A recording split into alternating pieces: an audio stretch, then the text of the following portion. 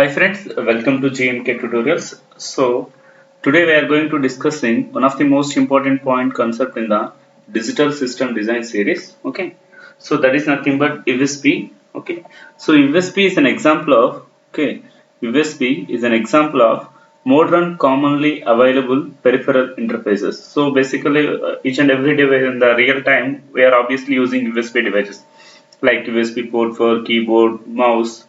Okay, so many applications obviously were preferred USB devices we have to use for our convenient application. So here IEEE 1394 is also known as a fireware. It is nothing but actually it is one kind of the high bandwidth transfer USB port. Okay, so that is nothing but it can be used for uh, some serial bus applications, and moreover it is used for the high speed applications.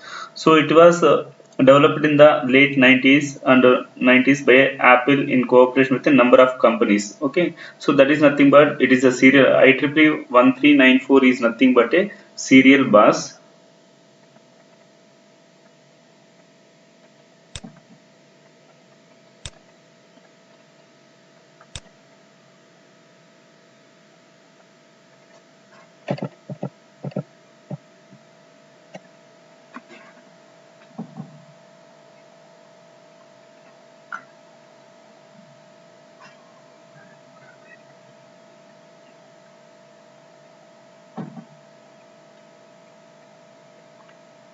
Okay, so that is nothing but it is also called as a firewire. Okay, it is IEEE 1394 is an interface standard for the serial bus for high speed communications. Okay, as well as PCI X is also an expected to become the it is a dominant method for like peripherals for connecting like network devices, replacing the serial bus, parallel, keyboard, mouse, and audio game ports. Other interfaces are currently cluttering with the max of the PCI. So it is nothing but PCIX is nothing but it is nothing but a high speed bus for communication in between the devices like hardware in the computer chassis. So that is a thing. Next, so these PCI is expected to be mostly for communication with the PC chassis, as well as IEEE 1394 is mostly used for the high speed bandwidth, like whatever we discussed in the last slide. So like high speed transmission means like we can call it the video cameras and webcams. It consisting of a lot of data for streaming point of view, right?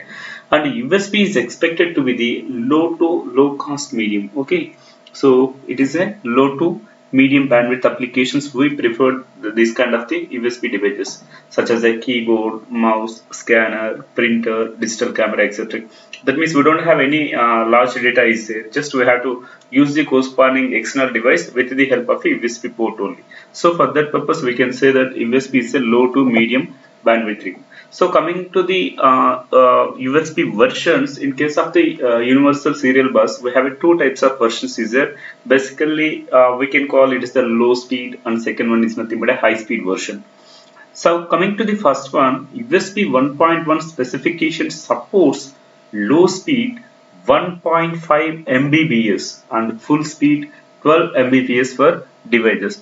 So that is a classification. Coming to the second point, so here the new user like USB 2.0 is an advanced version for previous version of 1. Series 0 series, so which is nothing but which is supposed to backward compatible communication with the USB 1.1 specification, and also it supports the high speed devices high speed devices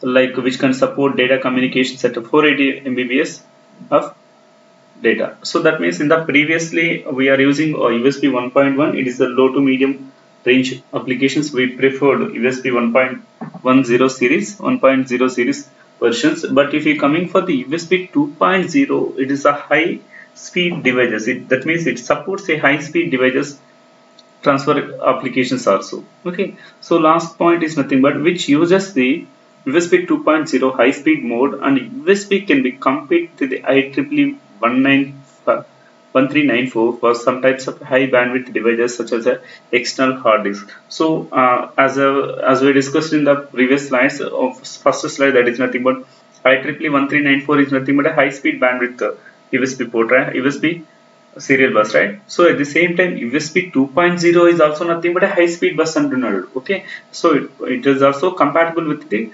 corresponding that means it is also somewhat competition to the corresponding IEEE 1394 also. Okay, as well as if you coming to the USB features, it is a hot pluggable. Okay, hot pluggable means that the IO devices can be attached and automatically configured while the PC is running. So we don't want to stop the process and we can installation and all those things. We don't require any kind of the USB port connections point of view. So for that purpose, it is a hot pluggable. That means easily connected and easily detached from the device also.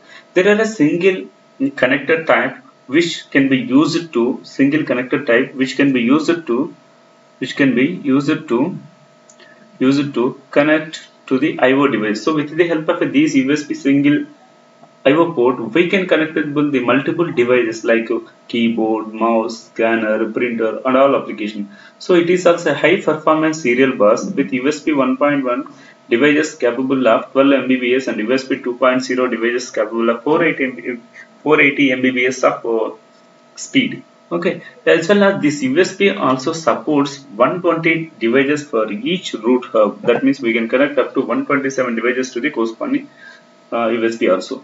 As well as it provides the automatic error detection and recovery methods in the it provides the automatic error correction and error detection and recovery like a retrying, retransmission until a timeout of the experiences.